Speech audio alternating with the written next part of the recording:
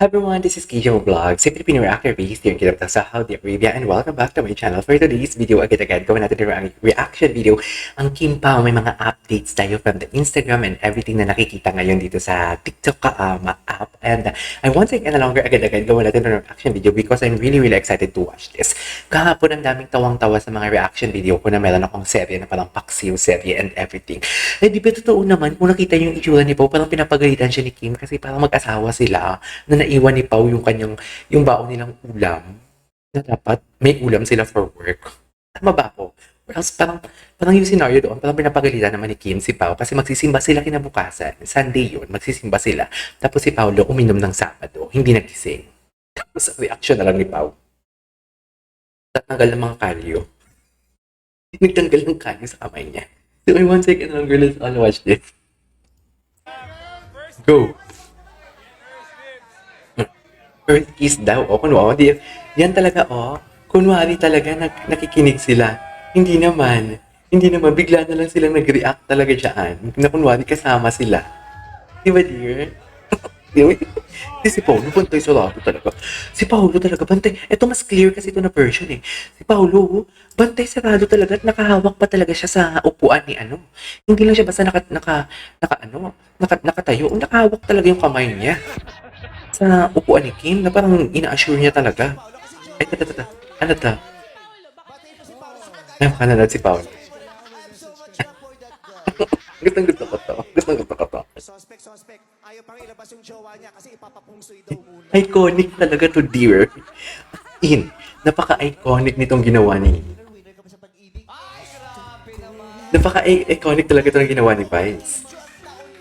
Knowing Vice, Knowing Vice. Hindi masakit kasi walang aw sa Pao. Gusto ko yan. Walang aw sa Pao. Anyways, what's this? So good na. Ay, ano to? Nag-kiss putang inan, dear. Grabe. Dalawa lang yan eh.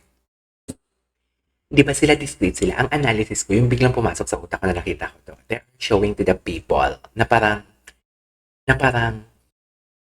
hindi tayo mahalata pa, mas lalo nating sweetan in public. Parang ganun yun eh. Parang hindi na sila mag-isip kung anong meron sa ating dalawa. Mas lalo na, parang bigyan natin sila ng kaduda-duda na mga actions na parang iisipin nila na sweet lang talaga ako pero there is nothing between the two of us sa harap ng camera. Sa likod ng camera. Sa harap ng camera. O sa harap ng mga tao. Pero pag tayong dalawa lang, of course, sweet talaga ako. Gets niyo ba yun? Yung tipong alam mo yung for example, ng bababae ka. Ganun talaga yung example, no? Sa mga lalaki, yun ang bababae ka. Sige, tingnan mo kung may makikita ka dyan. Sige, yung pinoprovoke mo yung isang babae. Yung tipong, sige, tingnan mo kung may makikita ka dyan chat ng ibang babae.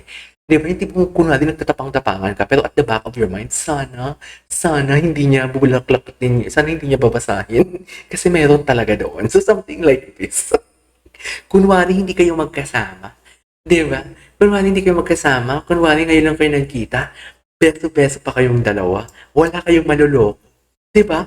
Kunwari hindi kayo nagkita, kunwari hindi kayo magkasama. Di ba? Kunwari pinapakita nyo sa amin na ngayon lang kayo nagkita. Di ba? To think na magkasama din naman kayo, magkahiwalay lang kayo ng sasakyan. Chismis. Chismis yan. Di ba? Kunwari, pinapakita niya sa amin na parang, kamusta ka? Ganun, tapos sabay, beso-beso. Kasi kunwari, ngayon lang tayo nakita di ba? Ngayon lang tayo nakita. Pero, ang ending pala, magkasama naman pala sila. Napawag ako. Papunta pa lang kayo, pabalik na ako. Ang gwapo ni Paolo. Ay, saan to? Ay, asan to? Behind the camera? Behind the scene?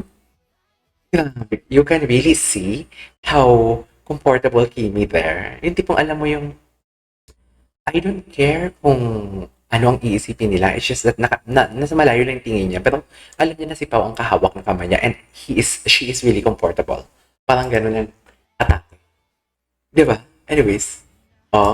Kunwari kayo dalawang makasama, kunwari hindi kayo magkasama ang dalawa, Hindi pa may pakis-kiss pa kayo, Yeah, Diba? Grabe si Paolo. Totoo talaga to, dear. Totoo to. Hindi to fan service. Hindi to fan service.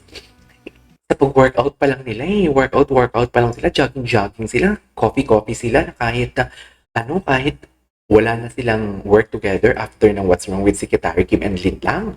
Di ba? Wala na. Totoo na talaga to. Finish na. Tinapos na. Kat at Paolo, kulit ni Pao. Friend. Only Kim Pao fans Kim at Kim and good boyfriends. Gwapo ni Pao. Ang haba pala ng dila ni Pao. Chas. Bakit naman napunta tayo sa dila for today's video? Suspect. Okay, napanood na natin. Maghanap na ba?